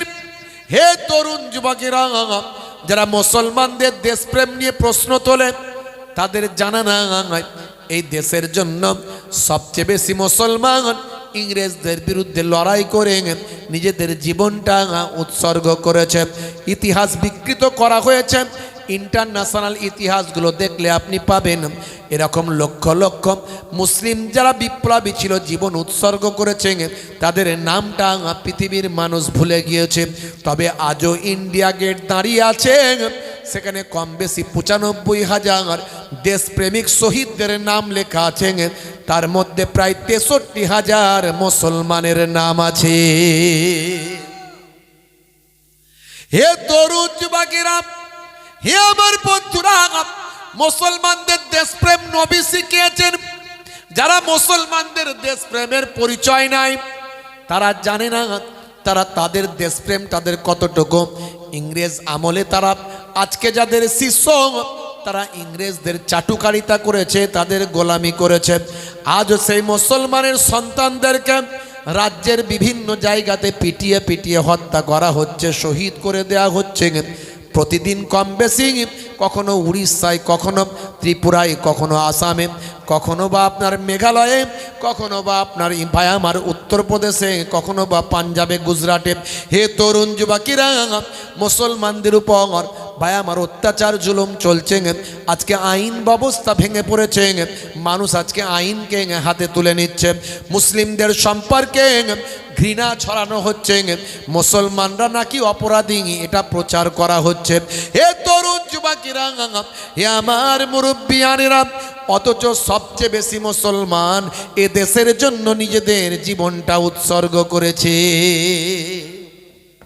মানুষকে ভুল বার্তা দেওয়া হচ্ছে, ভুল বোঝানো হচ্ছে, কোরআন সম্পর্কে মিথ্যা প্রপাগান্ডা তৈরি করা হয়েছে, কোরআন মাজিদ সম্পর্কে মিথ্যা কথা বলা হয়েছে, কোরআনে নাকি অমুসলিমদের হত্যা করার নির্দেশ দেয়া হয়েছে। 9 নম্বর সূরার 5 নম্বর আয়াত। ওই একজন নেতা কিছুদিন আগে দেখেছেন আপনারা, ভাইরা আমার, তিনি তার বক্তব্যে বলেছেন কোরআন মাজিদ নাকি 27 জন শয়তান মিলে লিখেছে। বলুন নাউজুবিল্লাহ। বলছে বদরের যুদ্ধের সময় কোরআন মাজিদ নাকি পুরো শেষ হয়ে গেছে। আর কোরআন মাজিদের 9 নম্বর সূরার 5 নম্বর আয়াতে বলা হয়েছে, হে মুসলমানগণ, যেখানেই তোমরা অমুসলিমদের পাবে, মুশরিকদের পাবে, তোমরা ঘিরে ধরবে, ওত পেতে থাকবে, তাদের হত্যা করবে। বলছে দেখো দেখো দেখো কোরআন কত খারাপ, অমুসলিমদের ধরে ধরে হত্যা করতে বলেছে। যদি এ কথা কোরআনে এরকম বলা থাকে, এইরকম কেতাবে আমি পেচ্ছাপ করে দিই। বলুন নাউজুবিল্লাহ। ইস, ভালো করে খবর নিয়ে দেখলাম তার কোয়ালিফিকেশন পড়াশোনা কতটা। সোশ্যাল মিডিয়ায় দেখলাম সে নাকি 4 পাস। আমি বুঝতে পারলাম যে এই জন্যই অবস্থা। একজন 4 পাস লোক কোরআনের সমালোচনা করছে, আর এদিকে রিচমন্ডের মতো মানুষ, গ্যারি মিলারের মতো মানুষ, মাইকেল জ্যাকসনের মতো মানুষ, রবীন্দ্রনাথ ঠাকুরের মতো মানুষ, রাজা রামমোহন রায়ের মতো মানুষ কোরআনের প্রশংসা করেছেন। রাজা রামমোহন রায়ের জীবনী পড়ে দেখবেন কোরআন মাজিদ এত সুন্দর তিনি পড়তেন আর ব্যাখ্যা করতেন যে ব্রিটিশ সরকার তাকে মৌলবী উপাধি দিয়েছিল। বুঝতে পারছেন? আর এ বাবু 4 পাস লোক, তাই এর নিয়ে কি আর বলবো। তো যাই হোক, অনেক কিছুই হয়েছে, সব আপনারা জানেন। উনি যে কথাটা বলছেন যে বদরের যুদ্ধের সময় কোরআন মাজিদ নাকি জ্বালিয়ে দেওয়া হয়েছে, 100-র মধ্যে 1000% মিথ্যা কথা। আমরা চ্যালেঞ্জ দিয়েছি, উনি চ্যালেঞ্জ গ্রহণ করেননি। ওনাকে ফোন করেও চ্যালেঞ্জ দেওয়া হয়েছিল, প্রমাণ করে দিন, আপনার শর্ত আমরা মেনে নেব, আর না হলে আমাদের শর্ত আপনি মেনে নেবেন। উনি চ্যালেঞ্জ গ্রহণ করেননি। ওলামারা ফোন করেছে অনেক ওনাকে। ভাইরা আমার, উনি যে মিথ্যা বলছেন আমি 1 সেকেন্ডে আপনাদের কাছে প্রমাণ করে দিচ্ছি। ইসলামিক ইতিহাস পড়বেন, পৃথিবীর যে কোনো ইতিহাস, আপনি দেখবেন বদরের যুদ্ধ কবে হয়েছে। সব আলেমরা ওলামারা যারা ঐতিহাসিক, তারা যারা ইতিহাস পড়াশোনা করেন তারা জানেন বদরের যুদ্ধটা হয়েছে 624 খ্রিস্টাব্দে। 624 খ্রিস্টাব্দে প্রফেট আমার আপনার নবী 632 খ্রিস্টাব্দ পর্যন্ত হায়াতে ছিলেন। জোরে বলুন সুবহানাল্লাহ। মানে বদরের যুদ্ধের পরেও আরো 8 বছর দয়ার নবী হায়াতে ছিলেন। আমার নবীর কাছে ওই 8 বছরেও একটু একটু করে কোরআনের আয়াত এসেছে। জোরে বলুন সুবহানাল্লাহ। কোরআন মাজিদ একদিনে আসেনি, দীর্ঘ 23 বছর ধরে এসেছে। স্থান কাল পাত্র বিভিন্ন পরিপ্রেক্ষিতে, বিভিন্ন প্রেক্ষাপটে কোরআন মাজিদের আয়াত নাজিল হয়েছে। এখন ওই মূর্খ সূর্খ লোককে, 4 পাস লোককে কে বোঝায় বলুন দেখিনি? বুঝতেও চায় না, বসেও না, খালি যা ইচ্ছা তাই মিডিয়ার কাছে বলে। গরম গরম কথা বললেই তো নেতা হয়ে যাবে। আর আইন বলে তো যা অবস্থা আজকাল, আর আইন ফাইন বলে কিছু নাই যে বাবা কেউ অন্যায় করলে ধরে শাস্তি দেবে। এখন পক্ষপাতিত্বের ব্যাপার হয়ে গেছে। বুঝতে পারছেন? ধর্ষক ঘুরছে বেলে আর সায়েন্টিস্ট আছে জেলে। দেখবেন সোশ্যাল মিডিয়ায় ট্রেন্ড চলছে, ধর্ষক ঘুরছে বেলে আর সায়েন্টিস্ট আছে জেলে। তা অর্থাৎ কে জেলে যাবে আর কে বেলে ঘুরবে এটা তাদের পক্ষপাতিত্বের ব্যাপার। এখন আর আইন টাইন মেনে কিছু হয় না, যা অবস্থা চলছে। তবে তারপরও আমরা সুপ্রিম কোর্ট কিছু কিছু এমন সুন্দর সুন্দর বার্তা দিচ্ছে, আমাদের সুপ্রিম কোর্টের উপরে ভরসা আছে, বিশ্বাস করি, সংবিধানকে আমরা মান্যতা দিই, সংবিধানকে মেনে চলি। কিন্তু বর্তমানে যা সিচুয়েশন চলছে আমরা খুব চিন্তার মধ্যে আছি। ভাইরা আমার, তরুণ যুবকেরা আমার, মুরব্বিয়ানেরা আমার, 632 খ্রিস্টাব্দে যখন বিদায় হজ হয়েছিল, বিদায় হজে আল্লাহর নবী আরাফাতের ময়দান, হাজি সাহেবরা জানেন আরাফাতের ময়দানে একটা পাহাড় আছে, পাহাড়টার নাম হলো জাবালে রহমাত। এই জাবালে রহমাত পাহাড়, যে পাহাড়ে আদম নবীর দোয়া কবুল হয়েছিল, আপনারা সব ইতিহাস জানেন। সেই জাবালে রহমাত পাহাড়ে আল্লাহর নবী দাঁড়িয়ে দাঁড়িয়ে 1,20,000 ফলোয়ার সাহাবাদের মাঝখানে বিদায় হজের ভাষণ দিয়েছিলেন। জোরে বলুন সুবহানাল্লাহ। এই বিদায় হজের ভাষণের সময়তেও আল্লাহর কোরআনের বাণী দয়ার নবীর কাছে অবতীর্ণ হয়েছিল।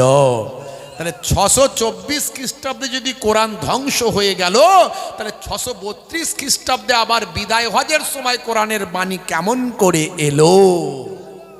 এর দ্বারাই বোঝা যায় কোরআন ধ্বংস হয়নি।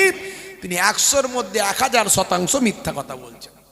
ভাইরা আমার, তরুণ যুবকেরা আমার, মুরব্বিয়ানেরা আমার, কোরআন মাজিদ আল্লাহ প্রদত্ত লেখা, সেটা আল্লাহ কোরআন মাজিদে নিজেই বলেছেন, নাহানু নাযালনায যিকরা ওয়া ইন্না লাহু লাহাফিজুন।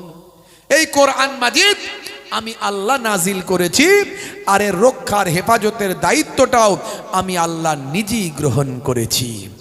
যদি এরা মনে করে কোরআন মাজিদ পৃথিবী থেকে মনে হয় শেষ হয়ে যাবে, মূর্খের স্বর্গে বাস করছে, মূর্খের স্বর্গে বাস করছে। পৃথিবীতে কম বেশি 200 কোটি মুসলমান, প্রত্যেক মুসলমানের বাড়িতে কোরআন মাজিদ আছে না নাই? জোরে বলেন। তার ছোট্ট নমুনা আমরা এখান থেকেই পেয়ে যাব। আপনাদের কাদের কাদের বাড়িতে কোরআন মাজিদ আছে একটু হাত তুলে দেখান। এদিকে কেউ হাত তুলতে বাদ আছে? কেউ বাদ আছে? তার মানে পৃথিবীর 200 কোটি মুসলমানের সবাইয়ের বাড়িতে কোরআন আছে, আছে না নাই? এর পরেও আরো কয়েকশো কোটি মানুষ যারা আমার নবীকে ভালোবাসে, কোরআন ভালোবাসে, তারাও বাড়িতে কোরআন পড়ে। বুঝতে পারছেন? এখন আমি বলছি সব কোরআনগুলোকে এদের মতো এই 4 লোকটার মতো লোকগুলো সব তুলে তালে নিয়ে জোর জুলুম করে মেরে ধরে নিয়ে সব গঙ্গাসাগরে ফেলে দিল। ভাই আমার, গঙ্গা নদীতে ফেলে দিল, বঙ্গোপসাগরে ফেলে দিল। তারপরেও যদি একজনও হাফেজে কোরআন বেঁচে থাকে, আবার কয়েকদিনের মধ্যে পৃথিবীর সমস্ত মুসলমানের ঘরে ঘরে আবার কোরআনের কপি পৌঁছে যাবে। এটা আমি বলছি না, একজন শিক্ষিত অমুসলিম হিন্দু ভাই, তিনি আমার কোরআন মাজিদ ভালোবাসেন। আমি যেমন গীতা ভালোবাসি, I love Gita, I love Veda, I love Ramayana Mahabharata. আচ্ছা, আমি যে গীতা ভালোবাসি, এতে কি আমার ইমান টিমান চলে যাবে নাকি? মুসলমানের খাতা থেকে নাম বাদ হয়ে যাবে? এরকম কিছু ব্যাপার আছে? এই এত সংকীর্ণ মানসিকতা নিয়ে চললে তো হয় না। ইসলাম তো সংকীর্ণ মানসিকতা শেখায়নি, ইসলাম ব্রডনেস শিখিয়েছে, ব্যাপকতা শিখিয়েছে। अंधे को रास्ता दिखाने का नाम है इस्लाम, भूखे को खाना खिलाने का नाम है इस्लाम, प्यासे को पानी पिलाने का नाम है इस्लाम, अमानत का नाम है इस्लाम, इबादत का नाम है इस्लाम, और मोहब्बत का नाम है इस्लाम। जरे बोलुन, আপনার প্রতিবেশী যদি অসুস্থ থাকে, ক্ষুধার্ত থাকে, আল্লাহর নবী বলেননি যে মুসলমান যদি ক্ষুধার্ত থাকে, আল্লাহ বলেননি যদি মুসলমান ক্ষুধার্ত থাকে, তোমার প্রতিবেশী ক্ষুধার্ত আছে, অসুস্থ আছে, সে মেবি মুসলমান হতে পারে, হিন্দু হতে পারে, খ্রিস্টান হতে পারে, তার আগে দুঃখ কষ্ট দূর করো, তবে তুমি নামাজে যাও। জোরে বলুন সুবহানাল্লাহ। তুমি নামাজ পড়ছো আর তোমার প্রতিবেশী কষ্টে কাঁদছে, তোমার নামাজ আল্লাহর দরবারে কবুল হবে না। এর নাম ইসলাম। অত সহজ নয়। জোর করে ধর্ম হয় না। লা ইকরাহা ফিদ্দিন, ধর্মে কোনো জবরদস্তি নাই। তিনি যে আয়াতটা বলেছেন, তার আগের আয়াতেই বোঝা যেত, পড়লে বোঝা যেত 4 নম্বর আয়াতে, যেটা চুক্তি ছিল, একটা চুক্তি আল্লাহর নবীর সঙ্গে তৎকালীন যুগের নবী শত্রুদের মধ্যে, যাদেরকে মুশরিক বলা হচ্ছে, মুশরিক কাফের বলা হচ্ছে। এই মুশরিক কাফের মানে এখনকার হিন্দু খ্রিস্টান জৈন বৌদ্ধের উদ্দেশ্যে কোরআনে বলা হয়নি। তখনকারের মানুষ যারা নবীর সঙ্গে যুদ্ধ করত, নবীকে মেরে ফেলতে চায়, তাদের সঙ্গে একটা সন্ধি হয়েছিল, চুক্তি হয়েছিল। সেই চুক্তি তারা ভঙ্গ করে নবীর দলের মানুষদের হত্যা করেছিল, শহীদ করেছিল। তাই আল্লাহর পক্ষ থেকে নির্দেশ দেওয়া হয়েছে, যারা তোমাদের হত্যা করেছে তোমরাও তাদের ঘিরে ধরে হত্যা করো। জোরে বলুন সুবহানাল্লাহ। তো এ তো স্বাভাবিক ব্যাপার, এটা তো স্বাভাবিক ব্যাপার। পাকিস্তান যদি ইন্ডিয়াকে অ্যাটাক করে, ইন্ডিয়ার ভাই আমার, আমাদের দেশের সম্মানীয় সেনাপ্রধান, তিনি কি চুপ করে বসে থাকবেন? তিনি বলবেন পাকিস্তান তোমাদেরকে অ্যাটাক করেছে, তোমরাও তাদের ঘিরে ধরে ঘাঁটিতে ঘাঁটিতে লোক দাঁড় করিয়ে তোমরা তাদের অ্যাটাক করে তাদের হত্যা করো। বলবে না? বলবে না? এটা ন্যায়সঙ্গত, এটা বলবেই। ভাইরা আমার, কোরআনেও তাই বলা হয়েছে। এটা যুদ্ধের প্রেক্ষাপট, এই যুদ্ধের কথা কোরআনে আছে। যেমন অন্যান্য ধর্মগ্রন্থেও যুদ্ধের কথা আছে। বাইবেল খুলুন, যুদ্ধের কথা পাবেন। ভাই আমার, রামায়ণ খুলুন, মহাভারত খুলুন, যুদ্ধের কথা পাবেন। তো যুদ্ধের বর্ণনা, এ তো ন্যায়ের জন্য যুদ্ধ। তো সেই মূর্খ লোককে আর কে বোঝাবে? 4 লোক কে বোঝাবে? হ্যাঁ ভাইরা আমার, তরুণ যুবকেরা আমার, কোরআন মাজিদ নাজিল অবতীর্ণ হয়েছে 632 খ্রিস্টাব্দ পর্যন্ত তার সমস্ত কথা ভ্রান্ত। কোরআন মাজিদকে আমার আল্লাহ এত নিয়ামত করেছেন, পৃথিবীর সব মানুষ ভালোবাসে কোরআন মাজিদ, কিছু ওই রকম বাজে লোক ছাড়া সবাই শ্রদ্ধা করে।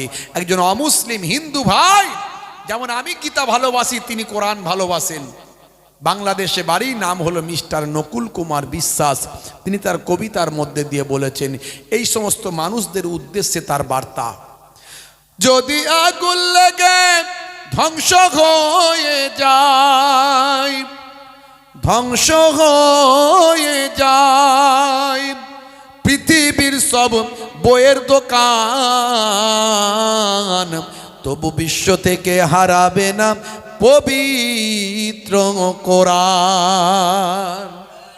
করবে কেমন করে কোরআন ধ্বংস আগুনের তেজ, করবে কেমন করে কোরআন ধ্বংস আগুনের তেজ, আছে বিশ্বে ভরা অগণিত কোরআনে হাফিজ। জোরে হবে না? তারা ছাপি আসমানি গ্রন্থ, তারা ছাপি আসমানি গ্রন্থ, বাঁচাবে ইসলামের সম্মান, তবু বিশ্ব থেকে হারাবে না পবিত্র কোরআন। ভাইরা আমার, কোরআন মাজিদকে আল্লাহ কি নিয়ামত করেছেন, পৃথিবীর মানুষ অবাক, বড় বড় অথার পণ্ডিতেরা অবাক। মীর ওসমান আলী খান সিদ্দিকী যখন তার কাছে চিঠি লেখা হলো, তিনি কোরআন থেকে দেশপ্রেম শিখেছেন, আমার নবীর কাছ থেকে দেশপ্রেম শিখেছেন। কেমন দেশপ্রেমিক, সঙ্গে সঙ্গে তিনি তার সেক্রেটারিকে অর্ডার দিলেন, এটা আমার দেশের ব্যাপার, আমার দেশের প্রধানমন্ত্রী আমাকে জানিয়েছেন যে দেশের অর্থনৈতিক পরিকাঠামো খারাপ, তাই আমাকে সাহায্যের হাত বাড়াতে হবে।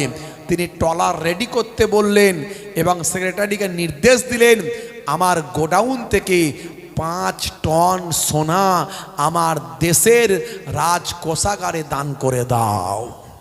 জোরে হবে না? কত বড় দাতা, দেশপ্রেমিক ছিলেন তার প্রমাণ ইতিহাস অস্বীকার করা যাবে না। হে তরুণ যুবকেরা, হে আমার বন্ধুরা, হে আমার মুরব্বিয়ানেরা, শুনে রেখে দিন বাবা, জেনে রেখে দেন। এমন সময় লোকে জিজ্ঞাসা করে, স্যার আপনি এত সিম্পল ভাবে জীবন যাপন কেন করেন? আপনি এত বড় একজন ধনী মানুষ হওয়ার পরেও এরকম সামান্য ভাবে জীবন যাপন কেন করেন? ছেঁড়া জামা মাঝে মাঝে সেলাই করে পরেন, আপনি এক ধরনের তরকারি দিয়ে খাবার খান, প্রচণ্ড শীতেও একটা কম্বল দিয়ে রাত কাটিয়ে দেন, আপনি অতি সাধারণভাবে জীবন যাপন করেন, লোকে আপনাকে কৃপণ বলেন। সেই সময় তিনি বললেন, কে আমাকে কৃপণ বলে এতে আমার কিছু যায় আসে না, কে আমাকে কি বলল কিছু যায় আসে না, আমি একটা কথাই চিন্তা করি, আমি কি আমার নবীর শিষ্য হতে পেরেছি। জোরে হবে না? ভাইরা আমার, আজ থেকে প্রতিজ্ঞা করুন, সেই কোরআনের নির্দেশ, সেই নবীর নির্দেশ মেনে চলবেন। ভাইরা আমার, রাসূলের সুন্নত মেনে চলবেন, নবীর আখলাক মেনে চলবেন। যাদের ভিতরে সুন্নত পাওয়া যায় তারা কেউ পথহারা হয় না। রাসূলের পথে যারা চলে দুনিয়ায়, বাতিলের বাধা তারা মানে না। নিশীত রজনীতে সেজদাতে যায়, হুসাইনি তাদের নিয়ে ভাবনাতে রয়। বিপদের মাঝে তারা যতই পড়ুক, বিপদের মাঝে তারা যতই পড়ুক, রাসূলের তরিকা ছাড়েন না।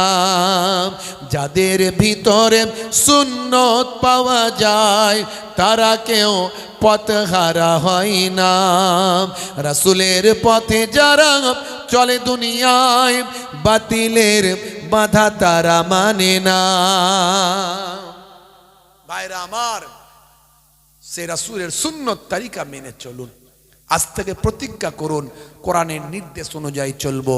পৃথিবীর বড় বড় অথার পণ্ডিতেরা তারা জেনেছে, বুঝেছে, আল্লাহর নবীকে বিশ্বাস করেছে, কোরআন বিশ্বাস করেছে, আল্লাহ বিশ্বাস করেছে, নবীর শিষ্য হয়েছে।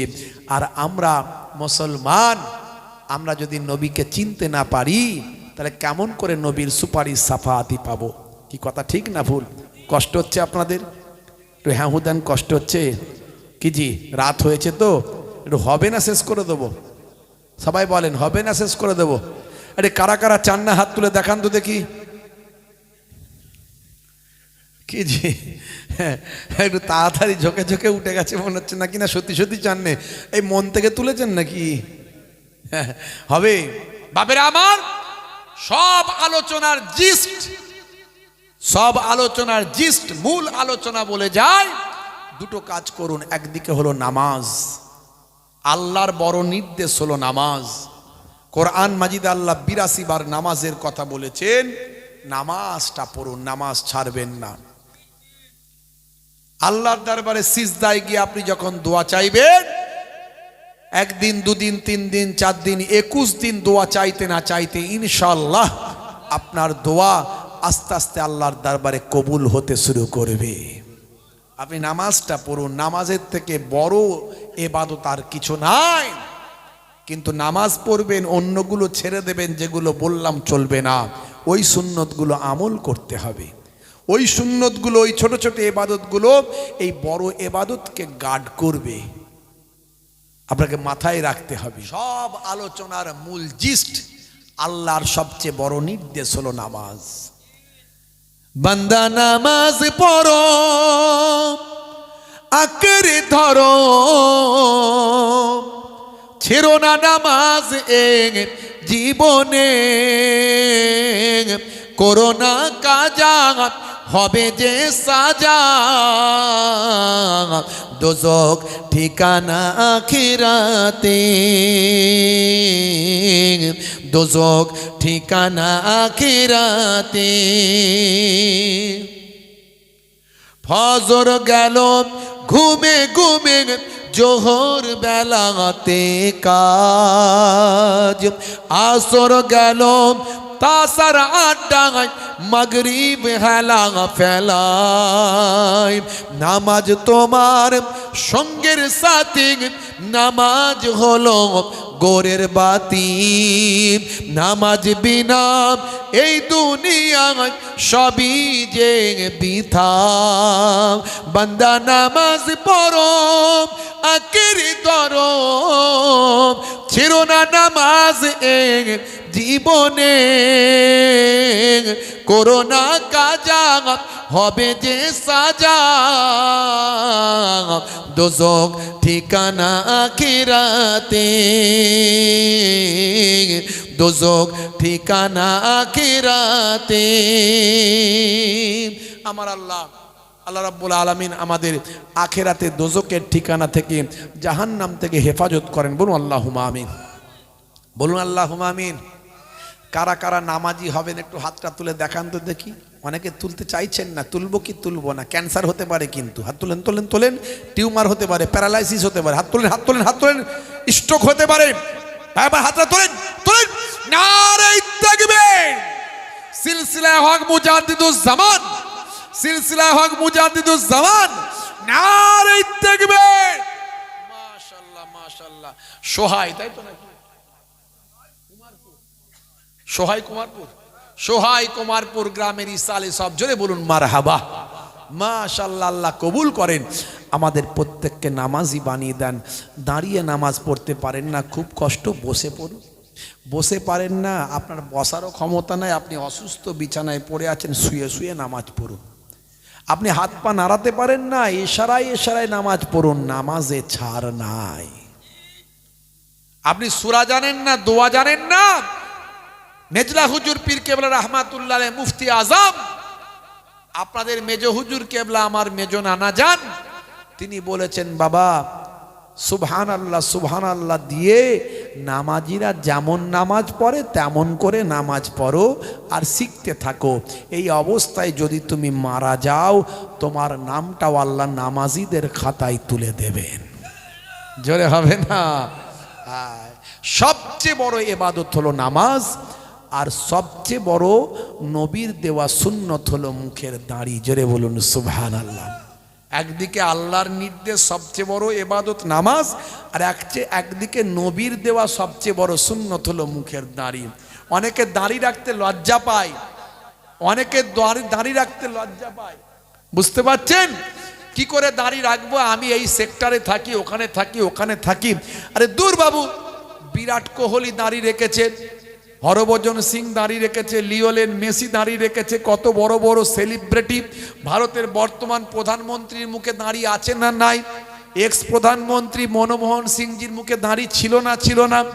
কত নেতা মন্ত্রী খেলোয়াড় প্লেয়ারের মুখে দাড়ি। দাড়ি তো এখন ফ্যাশন, দাড়ি এখন মুখের সৌন্দর্য। সব ধর্মের মানুষ দাড়ি রাখছে এখন। তবে মুসলমান, আপনি যে দাড়িটা রাখবেন নবীর সুন্নত মনে করে রাখবেন। আজ হয়তো বড় দাড়ি রাখতে পারেননি, ছোটই রাখুন। নাই মামার চেয়ে কানা মামা ভালো, something is better than nothing. ছোটই রাখুন, কিন্তু কোন নেতা মন্ত্রী খেলোয়াড় প্লেয়ার রেখেছে বলে নয়, নবীর সুন্নত মনে করে রাখুন। দাড়িটা নবীর সুন্নত মনে করে রাখুন। আজ ছোট আছে, একদিন ইমানি শক্তি বেড়ে যাবে, মোহেবুল্লাহ হুসাইনির থেকেও বড় দাড়ি হয়ে যাবে। কিন্তু তার আগে যদি মরে যান, কোনো গ্যারান্টি তো নাই বাপ, তার আগে যদি মরে যান, কবরে দেওয়ার পর মুনকার নাকির ফারিস্তা যখন বলবে মান রব্বকা, দেখতে পাবে নবীর সুন্নতটা মুখে, দাড়িটা ছোট হলেও রাখা, হতে পারে ওই দাড়িটাই হবে নাজাতের জারিয়া। বুঝতে পারছেন ভাইরা আমার, তরুণ যুবকেরা আমার, এই দুটো আলোচনা, দুটো কথা, মূল জিস্ট দুটো, একদিকে নামাজ, একদিকে নবীর সুন্নত, সবচেয়ে বড় সুন্নত দাড়ি। এই দুটো জিনিস নিয়ে আপনি বাড়িতে যান, ইনশাআল্লাহ আপনার ওয়াজ শোনা সার্থক, আপনার ওয়াজ শোনা সার্থক। আল্লাহ রাব্বুল আলামিন আমাদের কবুল ও মঞ্জুর করেন। বলুন আল্লাহুম্মা আমিন, বলুন আল্লাহুম্মা আমিন। ভাইরা আমার, আমি আপনাদের কাছ থেকে বিদায় নেব। যাবার আগে একটুখানি বলবো, আগামী বছর এই জান্নাতের বাগানটা যাতে কায়েম করা যায়, তার জন্য একটু সহযোগিতার হাত বাড়াবেন। যেভাবে আপনারা প্রত্যেক বছর দেন, আপনারা দেন বলেই ছেলেরা করতে পারে। আর এরকম জান্নাতের বাগান মাহফিলটা হয় বলে আবার নতুন করে একটু ইমানের কথা, কোরআনের কথা, আমাদের মনটা পরিবর্তন হয়, আমাদের ইমানটা মজবুত হয়, আমাদের আমলের দিকে আমাদের হৃদয়টা টানে। আবার নামাজের কথা, দিনের কথা, এই জায়গায় আল্লাহর জান্নাতের বাগান কায়েম হয়, ফারিস্তারা হাজির হয়ে যায়, এখানে মেহমানদারি হয়, কত জান্নাতের ভাই আমার খুশবু এখানে এসে হাজিরা দেয়। ভাইরা আমার, সেই পাক মাহফিলটাকে আগামী বছর কায়েম রাখতে হবে। এক দিলে 10 পাবেন, কোরআনের ওয়াদা। আল্লাহ রাব্বুল আলামিন বলেছেন কোরআন মাজিদে, যে কোরআন কখনো মিথ্যা নয়, সে কোরআন মাজিদে আল্লাহ বলছেন মান জাআ বিল হাসানাতে ফালাহু আসরু আমসালেহা। বান্দা এক দিলে আমি আল্লাহ তোমাকে 10 দেব। জোরে বলুন সুবহানাল্লাহ। হাদিসে কুদসির মধ্যে এসেছে, একের বদলে 10, একের বদলে 100, একের বদলে 700 আমি আল্লাহ তোমাকে দেব বেহিসাব। জোরে বলুন সুবহানাল্লাহ। সেই জান্নাতের বাগানে আপনি যদি দেন, আমি দোয়া চাইবো আপনাদের পীরের ঘরের আওলাদ, জি হ্যাঁ, সেই পীরের ঘরের আওলাদ হিসাবে দোয়া চাইবো। মুসাফির হালাতে আছি, মুসাফিরের দোয়া আল্লাহর দরবারে কবুল হয়। নবী বলেছেন 3 শ্রেণীর দোয়া কবুল হয়, তার মধ্যে একটা হলো মুসাফির। আপনি আপনার বাপের কথা চিন্তা করে, মায়ের কথা চিন্তা করে, বাপ কবরে, মা কবরে, দাদা কবরে, দাদি কবরে, তাদের মাগফিরাতের জন্য একটু দান করেন। নবী বলেছেন যারা কবরে চলে গেছে তাদের অবস্থা তোমরা জানো না, তারা গোনার সাগরে পড়ে হাবুডুবু খায়। দোয়ার আশা চাই মিন আবিন আও উম্মিন আও আখিন আও সাদিকিন। দুনিয়ার মধ্যে কেউ যদি তাদের জন্য কিঞ্চিত পরিমাণ দান সাদকা করে দেয়, সেটার কিঞ্চিত থাকে না, কাল জাবালে রহমতের পাহাড় করে আল্লাহ পৌঁছে দেন। ভাইরা আমার, তাই দান হচ্ছে সবচেয়ে বড় জিনিস। আপনার যত সম্পদ আল্লাহ দিয়েছেন, সব নিজে আপনার ভোগ দখল করার জন্য নয়, তার মধ্যে এই রকম পাক মাহফিলে আপনাকে দান সাদকা করতে হবে, তার জন্য আল্লাহ আপনাকে দিয়েছেন। নানাজান ছোট হুজুর পীর কেবলা রহমাতুল্লাহ আলাইহি বলতেন, বাবা দিয়ে ধন বোঝে মন কেড়ে নিতে কতক্ষণ। কুদরতে আজিম তারে কে বুঝিতে পারে, অজ্ঞান হইবে জ্ঞানী ধ্যান যদি করে। বেওয়াফা দুনিয়ার মাঝে কেন ভোলা মন, দিবানিসি করো তুমি খোদাকে শরণ। গোনায় ডুবিয়া গেলি ওরে বেশরম, কায়ামতের দিন বলে না করিলি গণ। পানি পানি করে তুমি খাবে খাপা খাপি, ওরে সানে তাড়াতাড়ি দেবে তালা চাবি। মালাকুল মউত তোর রুহ যাবে লিয়া, মালাকুল মউত তোর রুহ যাবে লিয়া। ঘরওয়ালা করে দাঙ্গা ভাগেরও লাগিয়া, তোর ধনে অন্য জনে উড়াবে বাহার, তোর ধনে অন্য জনে উড়াবে বাহার। তুই তো হবি মাটির খুরাক ও পুকার। ভাইরা আমার, তরুণ যুবকেরা আমার, ভাইরা আমার, মুরব্বিয়ানেরা আমার,